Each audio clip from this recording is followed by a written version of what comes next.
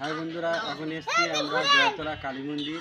এখানে বিখ্যাত ঝাড়ু হয়, তাই আমরা এই দাদাদের সঙ্গে কিছু কথা বলবো। হ্যাঁ,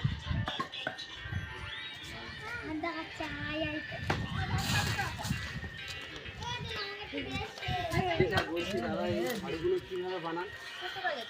ঝাড়ুগুলো আমরা গাছে উঠে পাতা কাটি ওটা বাড়িতে নিয়ে আসি, মেশিনে সেটা করি। আচ্ছা আচ্ছা, এত চিকন কীভাবে করছো? চিকনে মেশিনের দ্বারা চিকন হয়। আগে তো হাতে হতো, এখন হাতে আর হয় না, তার জন্য মেশিনে হচ্ছে। আচ্ছা, সারাদিন কত ঝাড়ু বানাতে পারেন তুমি?